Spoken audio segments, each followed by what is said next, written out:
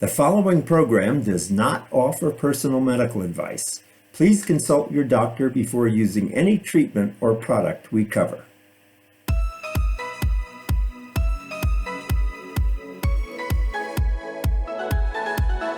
Welcome to Go to Health Media with your host, Jonathan Marks.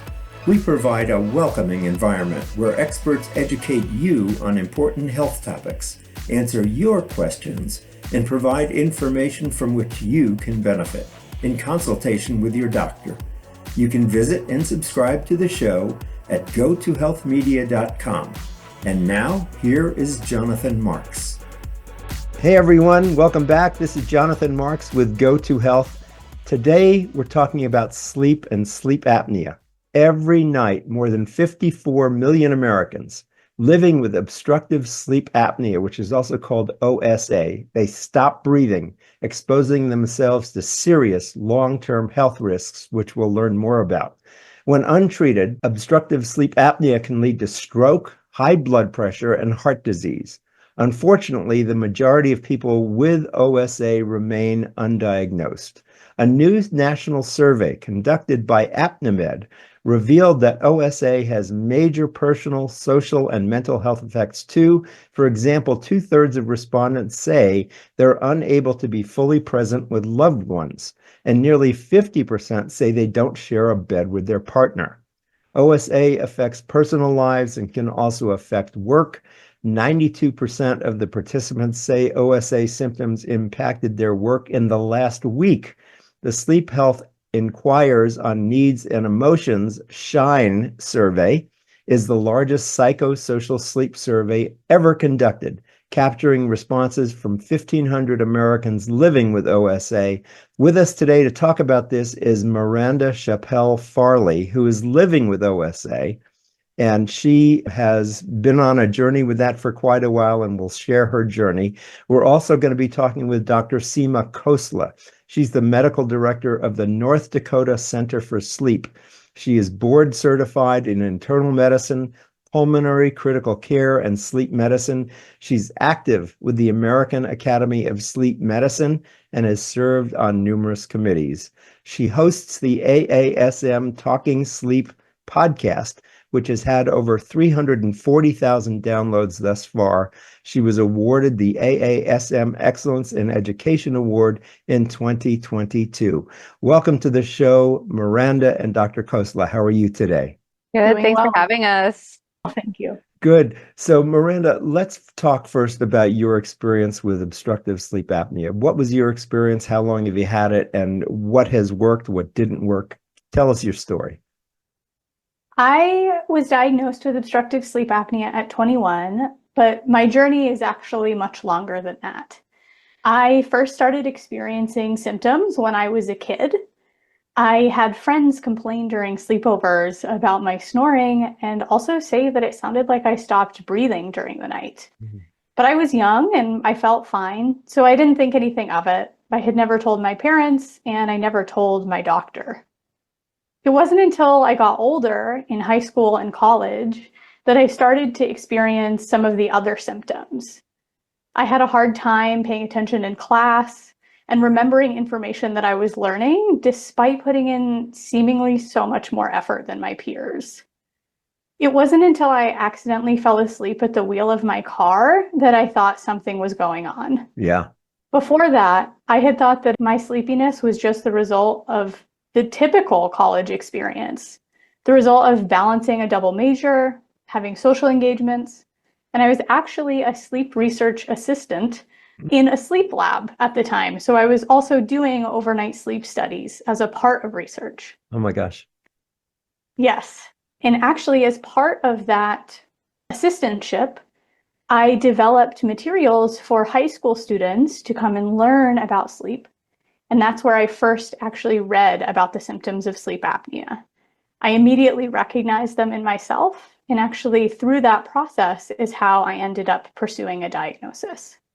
And then once you got the diagnosis, how long have you been diagnosed and what kind of treatments have you experienced? Have they been helpful? I was diagnosed at the age of 21, so it's been just a little bit under 10 years since I have treated my sleep apnea. I use my device every night, except for when I go camping, because naturally I cannot use it when I go backpacking or I'm in the wilderness. Right. And that has generally worked well for me. So, doctor, let me ask you now, what is obstructive sleep apnea and how common is it? It is incredibly common, but so underdiagnosed. We estimate 80% of people who have sleep apnea have not yet been diagnosed. When we look at all of the people that have diabetes and then we add in all the people who have asthma, the burden of sleep apnea is even higher than that. So it's very, very prevalent. When we look at what happens during the night with obstructive sleep apnea, our airway collapses. And so then our oxygen level falls and our carbon dioxide level goes up and our brain wakes up. So imagine having your airway start to close or close almost all the way multiple times every hour, multiple times through the night, every time you sleep. And did you say that this is coincident with diabetes and other? It can be, but even if we just look at how many people have it, the number of people that have it is more than all the people with asthma and all the people with diabetes. But you're right. If you have diabetes, you really should be screened for obstructive sleep apnea. And if you have obstructive sleep apnea, you really should be screened for diabetes. Oh, wow. Interesting. I didn't know that. Fascinating. So if I have obstructive sleep apnea, I guess if I have a partner that my partner might tell me I'm snoring, when should I get checked out? So it's so funny. We joke about this that often the diagnosis isn't a mystery. It's some bed partner really encouraging their other bed partner to come in and, honey, you're snoring really loud, or you're choking, or you're gasping, or boy, you're a little bit crabby. Maybe there's something wrong with your sleep.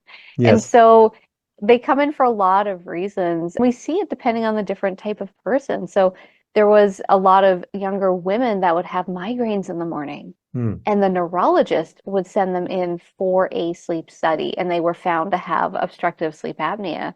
So I think it really just behooves us to look, listen to our bed partners. If you don't have a bed partner, there are so many apps and gadgets and watches and wearables that are now really looking into this area where you can record your snoring.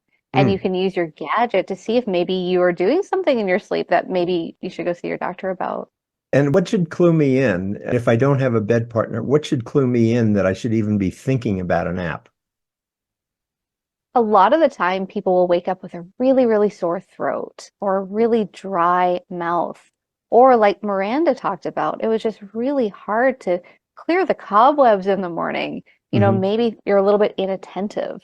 In children now, the recommendation is before they get a diagnosis of attention deficit disorder, that we really should look at their sleep. Oh, really? Because kids aren't necessarily sleepy, they are hyperactive. Interesting. And then when we look at the SHINE survey results and we look at this really incredible emotional burden of obstructive sleep apnea, like Miranda talked about, half of people who have obstructive sleep apnea don't co-sleep with their bed partner because of obstructive sleep apnea. So I'm surprised about the demographics of this. Miranda mentioned having this. How old were you, Miranda, when you first started recognizing you had a problem? These sleepovers, these kids' sleepovers, how old were you? I was maybe 10 years old at that time, Wow. and I didn't get a diagnosis until I was 21 years old. And Wow. Unfortunately, that long time to diagnosis is fairly typical. Wow, amazing. What ages, are there any differences in ages or ethnicity or race in terms of how many people have sleep apnea? What should we know about the demographics of this disease? Is it a disorder? It's a disorder. Yeah, and kids have sleep apnea.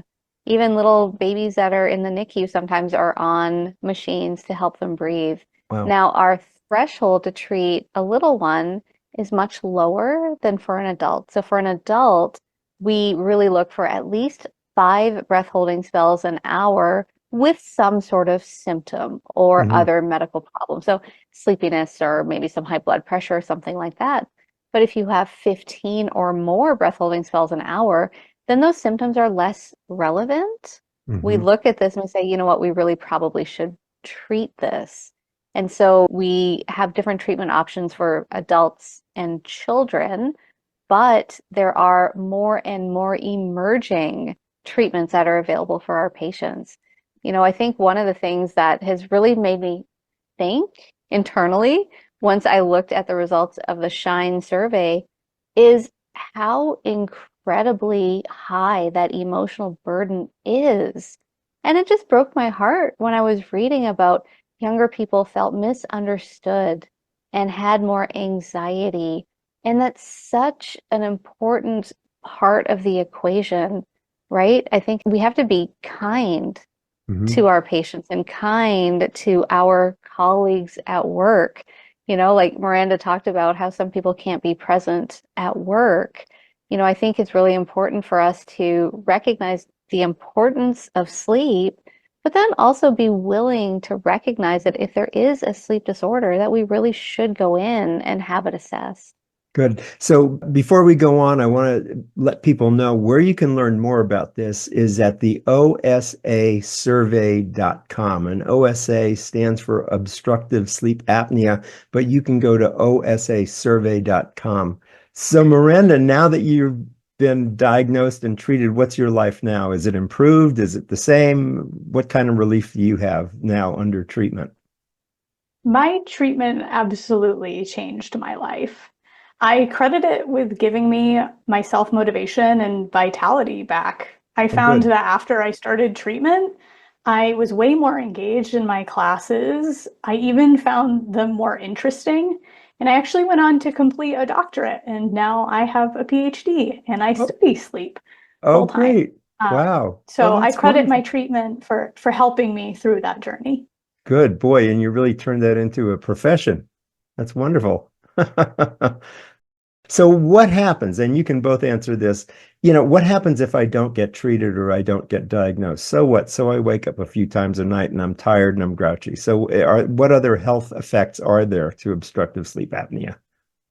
It's funny, you can link obstructive sleep apnea to just about every organ in your body. We had an ophthalmologist that was really good. He had a really good nose for sleep. And he would look at people's eyes and then would send them over for a sleep study. And I have to tell you, every single one of his patients had sleep apnea. And so it really just depends on your lens and how you're looking at it, which is why it's so important to be collaborative in this field, right? To communicate with researchers like Miranda, who's doing all of this really important work, to have clinicians and researchers and industry and tech.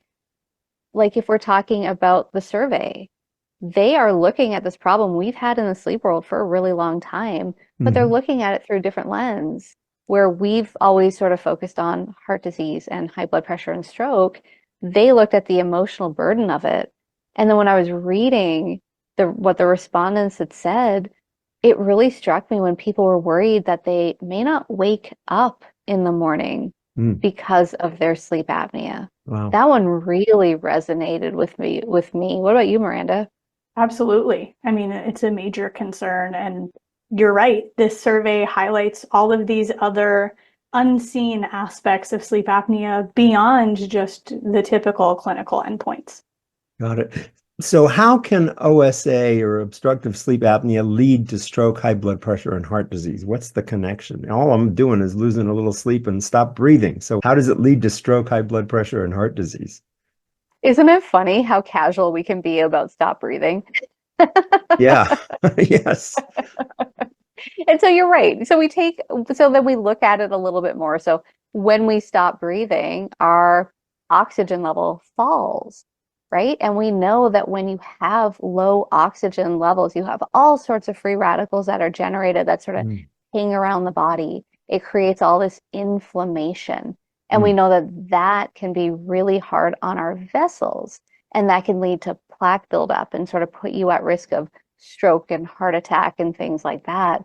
We know that even if we look at diabetes, if you control the sleep apnea, the sugar is easier to control. Wow. If we think about what happens when that airway closes, it kind of becomes fight or flight, doesn't it? Mm-hmm. Our body knows something's wrong. And so then you have this adrenaline surge at night. Mm-hmm. And so you're having all of these physiological changes at night that shouldn't be happening. And that can take a toll after a while.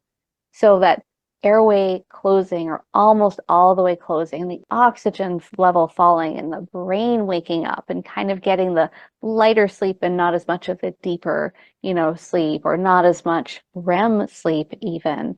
All of that can add up. We look at why we sleep. And sometimes it's hard to figure that out unless we look at what happens when we don't sleep, right? I think we're really good at recognizing in our children when they haven't slept well, when they're cranky and they cry all the time, and you're just, you get to the point where like, okay, yep, this kid needs to go to bed. We're not as good at recognizing that in ourselves, where we realize that we really do have to think about what's happening in our sleep. And certainly if we do have a sleep apnea issue, we really want to save our body from having all of that fight or flight all night and allow our bodies to actually rest and recover. It's important for our mental health. It's important for our memory. It's important for our immune systems. Wow, those are really some big symptoms that can come about with poor sleep. Miranda, can you tell us a little bit more about the work you're doing now that you have a PhD? What are you doing? Research? I am a researcher, yes, but I primarily focus on how sleep and other lifestyle factors interact to support memory and brain health. So not quite in the sleep apnea space, though, of course, it is absolutely an interest of mine for personal reasons. Yes. I think it's really important that we incorporate these lived experiences into these scientific spaces to really make progress. Wonderful. Good. So we've been talking with Miranda Chappell Farley. She's living with OSA, but she's also a PhD now in sleep studies. And we're also talking with Dr. Seema Khosla, who's the medical director at the North Dakota Center for Sleep. We've been talking about the importance and the criticalness of understanding if you have sleep apnea, and if you do, how many health effects it can have on your body, on your mind, and on your spirit. Thanks so much for being with us today to let us know about this important condition. It's a disorder. If you want to learn more, there's been this huge national survey you can read about again at osasurvey.com. Thanks so much for being with us today. Thanks for having us. Good. Thank you so much. My pleasure. And remember, everybody, as we always say at the end of every show, go to health. This has been Jonathan Marks. Take care. We'll see you again next time. Bye-bye.